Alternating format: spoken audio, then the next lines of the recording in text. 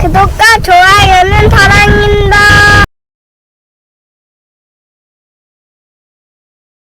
여러분 반갑습니다. 말씀창고의 서현 목사입니다. 오늘도 시청해 주셔서 감사합니다. 오늘은 창세기 23장 1절부터 20절 말씀입니다. 오늘 말씀은 사라가 죽고 장사 지내는 내용이 기록되어 있습니다. 아브라함은 사라의 무덤을 준비합니다. 그런데 그 무덤을 그냥 얻는 것이 아니라 정당한 대가를 치르고 값을 지불하고 소유권을 확보하게 됩니다. 그가 아내의 무덤을 확보하게 된 이 사건은 가나안 땅에 정착하게 되는 첫 번째 계기가 되고, 이것을 계기로 하여서 나중에 후손들이 가나안 땅을 차지하게 되는 그와 같은 시작이 되는 것을 알 수 있습니다. 오늘 말씀을 통해서 우리에게 주시는 하나님의 마음을 함께 묵상해 보기 원합니다. 1절부터 말씀입니다. 사라는 127세까지 살았습니다. 이것이 그녀가 누린 수명이었습니다. 그녀는 기랏 아르바 곧 가나안 땅 헤브론에서 죽었습니다.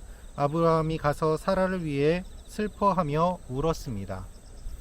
여러분, 아브라함이 사라에게 거짓말을 시킨 것, 그리고 자신의 거짓말 때문에 아내가 죽음을 맞이할 뻔한 위기를 두 번이나 겪게 된 것, 자신의 잘못된 선택 때문에 아내가 고통을 받게 되고 또한 이스마엘이 태어나게 되는 여러 가지 사건들을 우리는 묵상하고 또한 살펴보았습니다.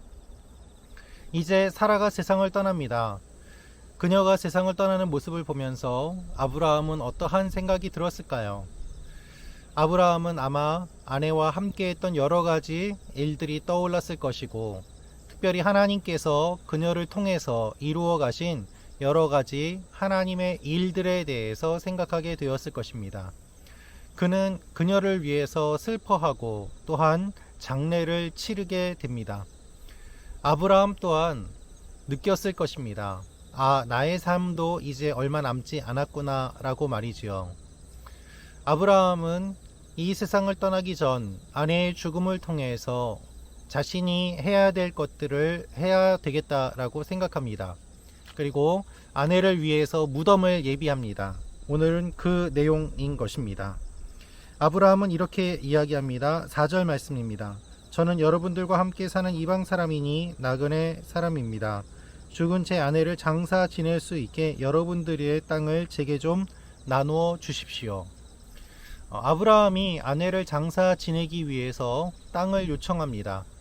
그런데 이 땅을 요청할 때 그 제안을 들은 사람들은 아브라함에게 그냥 그 땅을 가져가라고 이야기합니다.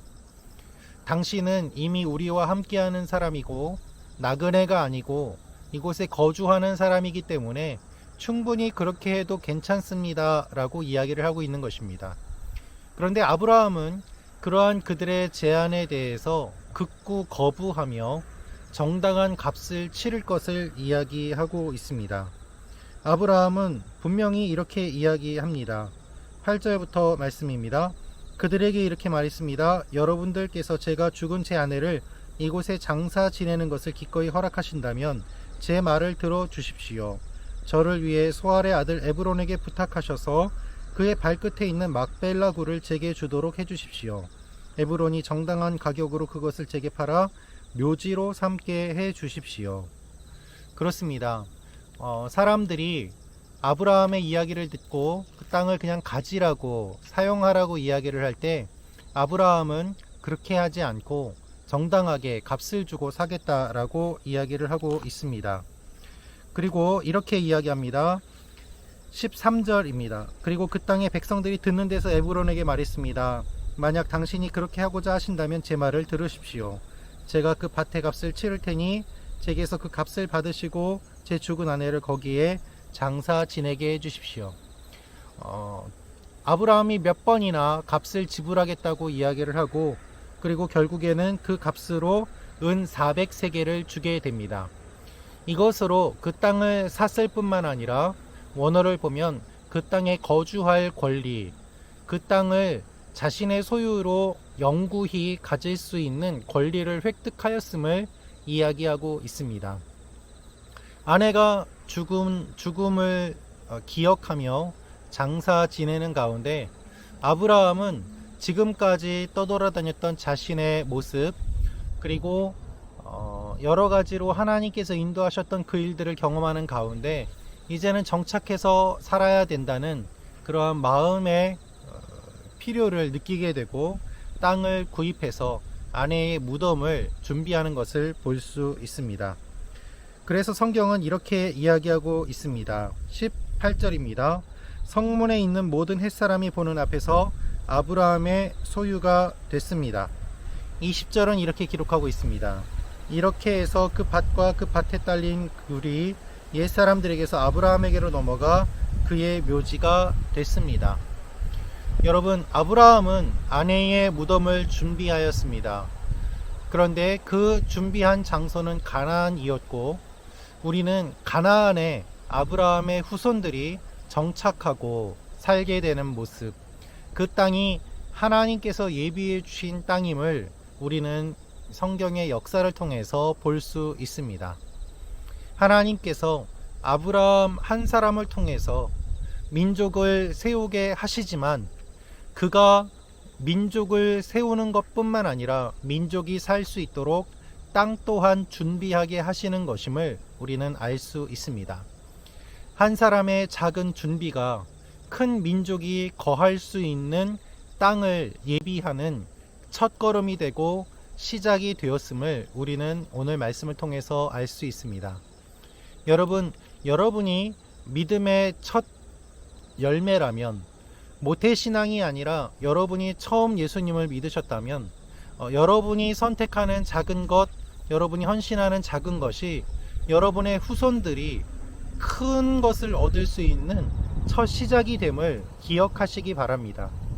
또한 오랫동안 신앙생활을 하신 분들, 모태신앙이신 분들, 여러분들이 얻고 있는 것들은 여러분들의 조상들이 이미 뿌렸던 씨앗의 열매임을 기억하시기 바랍니다. 씨를 뿌리는 것, 그것이 열매를 거둘 수 있는 비결임을 성경은 이야기하고 있습니다. 뿌리지도 않은 데서 거둘 수는 없기 때문입니다. 아브라함은 이와 같이 작은 씨를 뿌렸습니다. 그리고 그것이 나중에 수많은 사람들이, 이스라엘 백성들이 가나안 땅에서 살게 되는 그러한 단초가 되는 것을 볼 수 있습니다. 여러분이 오늘 시작하는 그 일이 아주 작은 일이라고 하더라도 놀라운 것의 시작이 될 수 있습니다. 여러분이 하나님의 말씀에 순종한 그 작은 걸음이 큰 일을 이루는 시작이 될 수 있습니다. 여러분이 오늘 만나서 친절을 베푸는 것이 아주 큰 일의 시작이 될 수 있습니다. 이 사실을 여러분들께서 기억하시기 바랍니다. 하나님은 여러분의 작은 첫걸음을 통해서 놀라운 일들을 이루어 가십니다. 이분이 우리 하나님이십니다. 이 하나님을 기억하며 하나님 앞에 나아가는 여러분과 제가 되기를 원합니다. 기도하겠습니다. 살아계신 아버지 하나님, 우리의 작은 발걸음이 큰 일을 시작하는 그 시작이 됨을 기억하게 하여 주옵소서.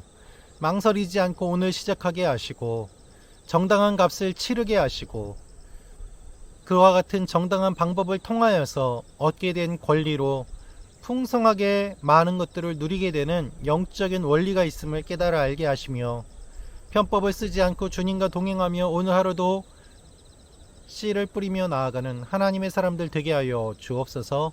말씀 참고 가정 여러분 한 분 한 분을 축복하시고 놀라운 일들을 이루어 주옵소서. 예수님의 이름으로 기도합니다. 아멘.